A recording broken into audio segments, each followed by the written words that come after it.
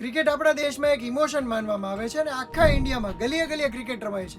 પરંતુ ક્રિકેટના સાચા નિયમો બધાને ખબર હોય છે ખરા? મે બી યસ, મે બી નો. પણ આજના વિડીયોમાં આપણે ક્રિકેટના એવા નિયમો વિશે વાત કરવાના છીએ જે મોટા ભાગના ક્રિકેટ પ્રેમીઓને ખબર જ નથી હોતા. આઈપીએલમાં રિસેન્ટલી ડીસી વર્સિસ એમઆઈની મેચમાં હાર્દિક પંડ્યાનું બેટ અમ્પાયરે પોતે ચેક કરવા માટે માંગ્યું અને ત્યાર પછીથી એમણે ચેક કર્યું કે આ બેટ લીગલ છે કે નહીં. તો ક્રિકેટના નિયમો પ્રમાણે કયા બેટ્સ લીગલ કહેવાય છે અને કયા ઇલીગલ, એની વાત આજના વિડીયોમાં કરીએ. ગુજરાત સમાચારના ડિજિટલ પ્લેટફોર્મ્સ પર હું છું મયુર અને આજના વિડીયોમાં આપણે વાત કરીએ કે આઈડિયલી એક ક્રિકેટ બેટ કેવું હોવું જોઈએ અને એના નિયમો કયા કયા છે. તો સૌથી પહેલા તો ક્રિકેટ બેટમાં બે મુખ્ય પાર્ટ હોય છે. એકને હેન્ડલ કહેવામાં આવે છે અને બીજાને બ્લેડ કહેવામાં આવે છે. હેન્ડલની ઉપર આપણને ખબર જ છે કે ગ્રીપ ચડાવવામાં આવતી હોય છે અને ત્યાર પછીથી જે બ્લેડ છે એના પણ અલગ અલગ ભાગ છે. જેમ કે બેટનો આ ફ્રન્ટ ભાગ છે કે જ્યાં મોટે ભાગે બોલ વાગતો હોય છે એને કહેવાય છે ફેસ. હેન્ડલ અને બ્લેડને જોડતો આ જે ભાગ છે વચ્ચેનો ભાગ એને શોલ્ડર કહેવામાં આવે છે. ફેસની શરૂઆતમાં આ જે સાંધા જેવો ભાગ છે એને સ્પ્લાઇસ કહેવામાં આવે છે. એની સિવાય જે કિનારીઓ છે એને દેખીતી રીતે જ એજ કહેવાય છે. એક જ સાઈડની બે કિનારીઓની વચ્ચેનો આ જે ભાગ છે જે થિકનેસનો પાર્ટ છે એને સ્વેલ કહેવામાં આવે છે. અને બેટની નીચેની તરફ થોડો વચ્ચે આવેલો જે આ પાર્ટ છે એ આપણો બધાનો ફેવરિટ છે અને એને કહેવાય છે સ્વીટ સ્પોટ.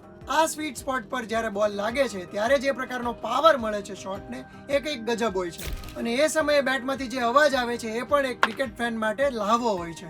નીચેની તરફ બીજા બે પાર્ટ આવેલા છે. બેટની પાછળની તરફ જે આ એજ જેવો પાર્ટ છે, ઢોળાવ જેવો પાર્ટ છે એને સ્પાઇન કહેવામાં આવે છે અને નીચેની બાજુ જે સાવ નીચેની સરફેસ છે એને કહેવાય છે ટો. આ બેટના સાઇઝીસ અને ડાયમેન્શન માટે આઈસીસી કેટલાક નિયમને ફોલો કરે છે. આપણને ખબર જ છે કે ક્રિકેટની શોધ ઇંગ્લેન્ડમાં થઈ હતી અને એમસીસીએ જે નિયમો બનાવેલા છે એને જ આઈસીસી દ્વારા પણ ફોલો કરવામાં આવતા હોય છે અને લગભગ આ જ નિયમો આઈપીએલની પ્લેઇંગ કન્ડિશન્સમાં પણ ફોલો કરવામાં આવે છે. પહેલો નિયમ છે બેટનું જે હેન્ડલ છે જેને આપણે ગુજરાતીમાં હાથો પણ કહીએ છીએ, બેટની કુલ લંબાઈના 52% વધારે લાંબો ન હોવો જોઈએ. આખા બેટની ફૂલ લેન્થ 96 એટલે કે 96 સેન્ટીમીટરથી વધારે ન હોવી જોઈએ. બ્લેડની વાત કરીએ તો એની વિડ્થ છે એટલે કે પહોળાઈ છે 10.8 સેન્ટીમીટર અથવા તો 4.25 ઇંચ જેટલી હોવી જોઈએ. એની ડેપ્થ 6.7 સેન્ટીમીટર એટલે કે 2.64 ઇંચીસ જેટલી હોવી જોઈએ અને એની થિકનેસ એટલે કે એજ છે એ 4 સેન્ટીમીટરથી વધારે ન હોવી જોઈએ. અમ્પાયર્સ ક્યારેક બેટ્સમેન પાસેથી રેન્ડમલી આ પ્રકારે બેટ માગીને એની લંબાઈ પહોળાઈના જે પેરામીટર્સ છે એ માપી શકે છે અને ગ્રાઉન્ડ ઉપર આ પ્રકારની તપાસ કરવા માટે એમને અધિકાર મળેલો છે. જો કે આ મેઝરમેન્ટ માપવા માટે અને એમાં સરળતા રહે એ માટે બેટ ગોજ નામનું એક ડિવાઇસ આવે છે જેમાંથી આ બેટ પસાર થવું જોઈએ, એ પણ એક નિયમ છે. આઈપીએલમાં જ હાર્દિક પંડ્યા પહેલા હેટમાયર અને ફિલ સોલ્ટના બેટ આ રીતે અમ્પાયર દ્વારા ચેક કરવામાં આવ્યા હતા.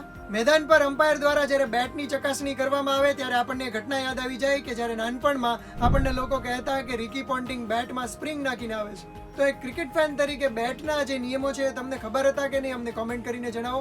આ જ પ્રકારના બીજા નિયમો વિશે તમે જાણવા માંગતા હોય તો કોમેન્ટમાં યસ લખીને જણાવો અને આવા જ ઇન્ફોર્મેટિવ વિડીયોઝ જોવા માટે ગુજરાત સમાચારના ડિજિટલ પ્લેટફોર્મ સબસ્ક્રાઇબ કરી લો.